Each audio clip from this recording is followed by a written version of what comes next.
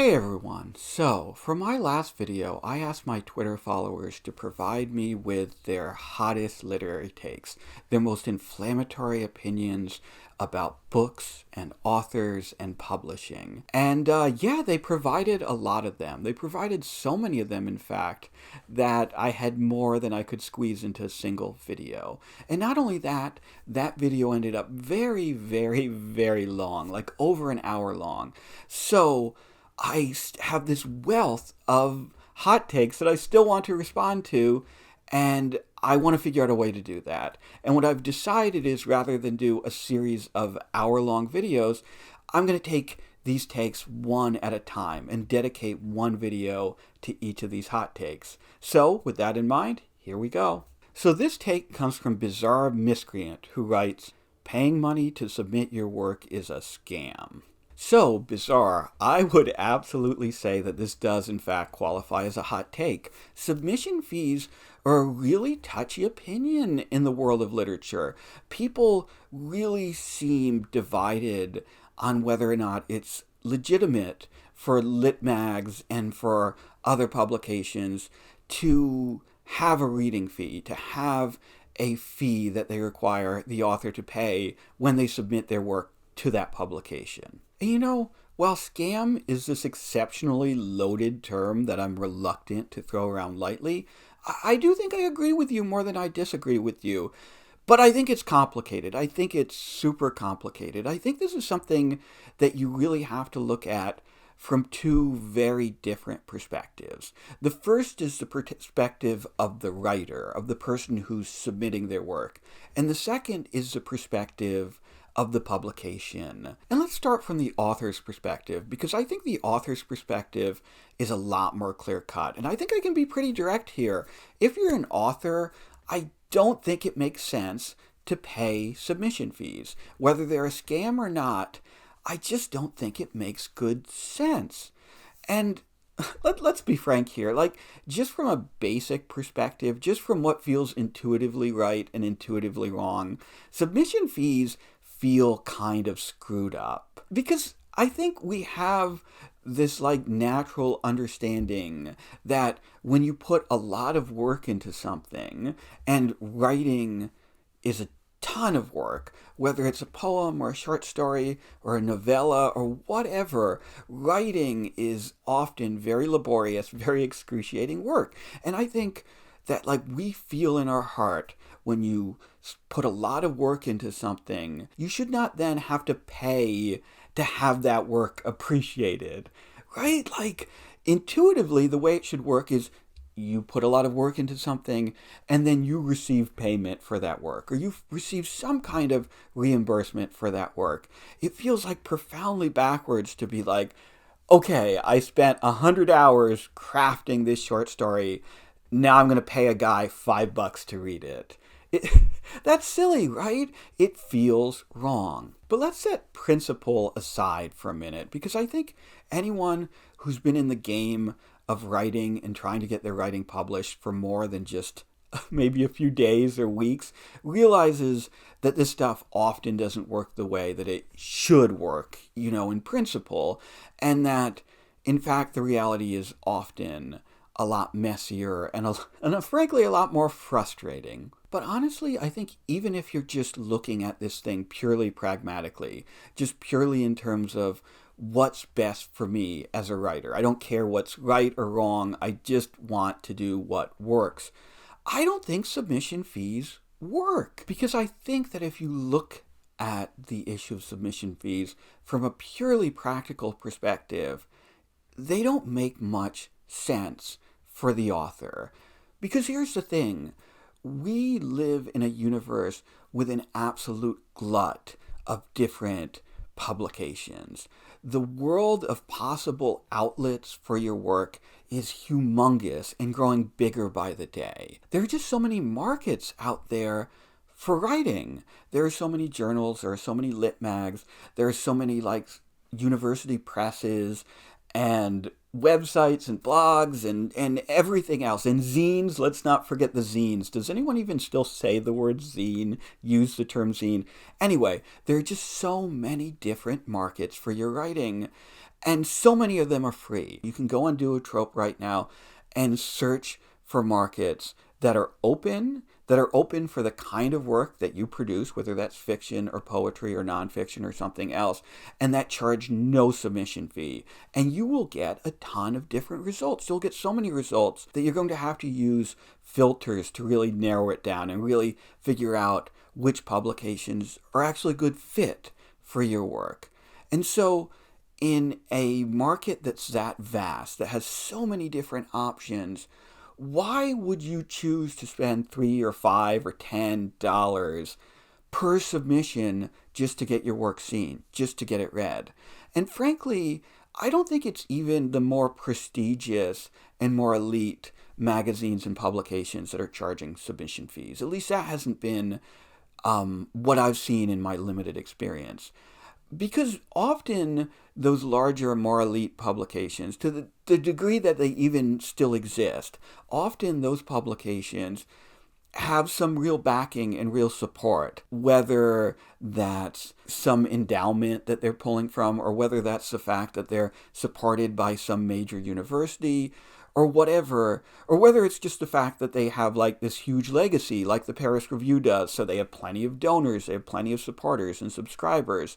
And so taking all that together, usually those major legacy publications don't charge submission fees, except maybe sometimes they'll charge contest fees or something like that. But generally they don't charge submission fees. And so the people who are out there charging submission fees are often like small to mid-size outlets. And there are so many small to mid-size outlets, and so many of them don't charge submission fees, that it makes much more sense from a purely pragmatic perspective as a writer, instead of like sending your work to one or two different publications that charge a submission fee, send it to a dozen that don't. Just send it out there with a buckshot approach to anyone who accepts simultaneous submissions and doesn't charge a fee, and you're going to get better outcomes than fixating on publications that do charge a fee and that probably don't have a much larger audience than some of these publications that don't. Or if you want to be really selective and above board about it, and as somebody who's like edited for Lit Mag, I actually really appreciate it if you do this. If you want to go out and find publications that you really care about, that you feel like your work really would be a good fit for, that you really jive with personally, and just submit to those publications, well, then I have good news for you. You're probably going to find a publication that fits that criteria that still doesn't charge a submission fee, because the world out there is just that vast and diverse and wonderful, at least if you're an author. But what about the publisher's perspective? If submission fees are kind of fundamentally dumb and don't really make sense in a market that's full with so many publications, why are there still so many publications out there trying to charge submission fees? Well, I think the answer basically is that the economics of small press publishing are just totally broken. So in order to understand how the economics of publishing a literary magazine are fundamentally dysfunctional, I think you first have to look at how they would work in an ideal world, how this shit is supposed to work. And here's how it's supposed to work. And this is not complex, right? This is a very simple virtuous cycle. So first, authors submit their work to publications. And then the editors of those publications look at that work and pick out the best work that they can find. And also, they pick the work that they think is the best thematic or tonal or quality fit for their publication, and the work that they think their audience will be most receptive to. And then they publish that work, and they publish that work and use that work to build an audience. And then the publishers find a way to monetize their publication. Often this would be through subscription revenue, or by selling copies of their magazine, or maybe through advertising revenue. But whatever the case, the editors and publishers take all this great work that they've curated, and use it to build an audience. And then they find a way to monetize that audience. And then they take the money that they've gotten by monetizing their audience, and they use some of it to pay their authors, and they use some of it to pay themselves, to reimburse themselves for all of their hard labor, editing and formatting and doing layout and doing, writing HTML and scripting and whatever they're doing to get their website or print publication out the door. And then that virtuous cycle naturally repeats itself. The fact that they're paying authors creates an incentive for more authors to submit their work to the publication, means that more and better work gets submitted to the publication. The fact that the editors are making money off of the publication means that they have a greater incentive to do the best editorial work that they can do, to only accept the best work, to really spend a lot of time thinking about what's the vibe of my publication, what am I trying to create here? Because the better they get at that, in theory, the way this virtuous cycle is supposed to work, the bigger their audience will grow. And also, the more committed and reliable their audience will become. And so it will become easier and easier to get that audience to keep subscribing, to continue to buy print copies of their magazine, or to stay on their page long enough to interact with advertisers and to get ad impressions. And that's how it's supposed to work. But that is not how it works at all. In reality, literary publications are almost fucking impossible to monetize. Like, the first two steps of that cycle, they work great. It's really easy as an editor, as a publisher, to get people to submit really fantastic pieces of fiction or pieces of poetry or pieces of creative nonfiction or whatever to your publication. And for a smart, rigorous editor, it's fairly easy to be selective about how you curate that publication, to be mindful of the kind of tone you're setting, the kind of brand, I hate to use the word, but the kind of brand you're building. But honestly, it doesn't matter, because that third part of the cycle, the monetization part, is just busted. It's just impossibly busted, because there are so many publications out there, and because the audience for fiction, the audience for poetry, the audience for literary works is shrinking and shrinking and shrinking and getting smaller and smaller and smaller, you have publications, really great publications, fighting over a smaller and smaller audience, over an audience that's constantly shrinking, and also that is trickier to monetize because so much of this work is being given away, frankly, for free. So since the readership is shrinking and shrinking, and the number of different publications is growing and growing and growing, because it's so easy to publish right now, because it's so easy to set up a WordPress website, or to use Wix or Squarespace or whatever, to just throw up a website and call it a lit mag, because there are those two pressures that are moving in opposite directions.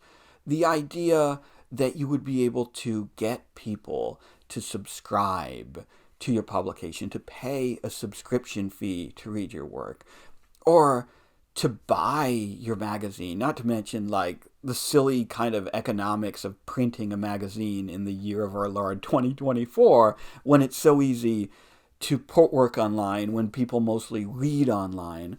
But so there are so many different factors working against accumulating paid subscribers or selling a print magazine. So then you're only left with that third option, with the option of trying to somehow get advertising revenue. And let me say this, if you spend any time at all online, you may have already noticed this, but a lot of big publications like Vice, are going belly up because they can't get enough advertising revenue to pay their staff and make ends meet.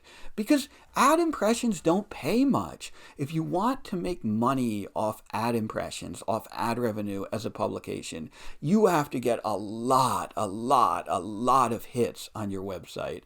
And once again, the literary world is only shrinking, is only growing smaller.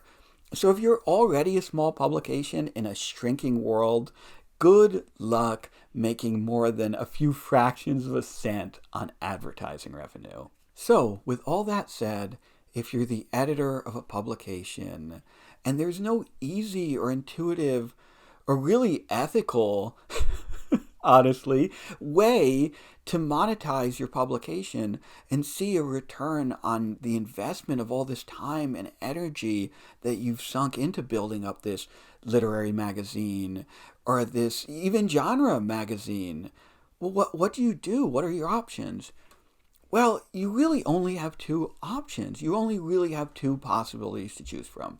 And the first is to just accept the fact that you're not going to make any money on this, to just do this thing out of a love for the art itself, or out of a sense of fulfillment that comes from knowing you're doing good work and that you're publishing good work and that you're part of something, whether that's a literary community or a movement or just the simple publication itself that you've created, to get some kind of intrinsic value out of that.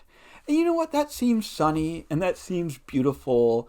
And it is. There is real legitimate fulfillment that comes from doing good work and that comes from feeling like you are publishing excellent writing. And I know this because I've been the editor of a small publication that never charged submission fees and never really made a cent. And I got a lot of fulfillment out of that for a long time. But there's a simple reality to the way that human energy works, to the way that human psychology works. And that's that if you do a lot of work for a long time without being reimbursed for it, eventually you're going to burn out. I don't care how passionate you are. I don't care how dedicated you are. I don't care how much you love the writing. I don't care how much you love the art. Eventually, doing this shit for nothing is going to burn you out. And also, eventually, the simple economic realities of running a publication on the side as a hobby while also working a full-time job or whatever you have to do to make ends meet, or if you have a family to take care of or whatever, the fact that you have this extra source of labor, this extra source of work that you're doing just for the love of it, on top of the daily grind of your life, whatever that daily grind is, that's going to burn you out too. And honestly, this is a little bit of a tangent, but I can't help myself. This is also the reason why you see these weird cults of personality form in literary communities around anyone who vaguely seems like they might have a little bit of money. You know, whether that's some socialite or somebody who comes from generational wealth or whatever. If they start a literary magazine or start a small press or in any way insert themselves into the literary world, any literary world, suddenly these little clutches of people form around them. Like, writers gravitate to them and editors gravitate to them because the economics are so bad, because the economics are so busted that people who don't have an intrinsic source of wealth, who are not independently wealthy, there's an understanding that those people are either going to burn out and leave, or they're going to have to find some way to worm themselves into some sort of borderline perverse patronage situation, right? And that's screwed up. That's fundamentally screwed up. And I think it leads to a situation where some people who maybe are not particularly talented, maybe don't have a huge amount to offer, or maybe have profound personality disorders or whatever else, find their way into positions of real influence and power within literary spaces in a way that's deeply pathological and deeply counterproductive to those spaces. But the economics is just so cooked that if you love this shit and you want to keep doing it, if you love writing and you want to keep writing, if you love editing and you want to keep editing, if you love publishing and you want to keep publishing, you just start worming around and looking for any way to monetize that, to find a source of revenue to allow you to keep doing that. And that often leads to some frankly pretty perverse incentives to people looking for that revenue in some questionable ways. And that brings me back around to submission fees. Because if you have a publication and you've realized as an editor, as a publisher, there's just no way for me to make money off of my readership. Readers are not going to pay to read the work that I publish. And you also don't want to just do it for the love of it, or you can't afford to just do it for the love of it. Then you start casting around and saying, well, do I have another audience here that I could potentially monetize? And then you might come to the rather sad conclusion that, yeah, you do. And that audience are the writers who are submitting work to you. And then from there, it doesn't take you long to get to submission fees. And there's a natural, kind of sick, but honest logic to it. If you don't have readers, but you do have writers, if you don't have people who want to read your publication, or at least not a lot of them, but you do have a lot of people who want to be published by your publication, well, then which of these two audiences does it make the most sense to try to monetize, to try to get revenue out of? And the answer ends up being, wait a second, can I make money from my authors?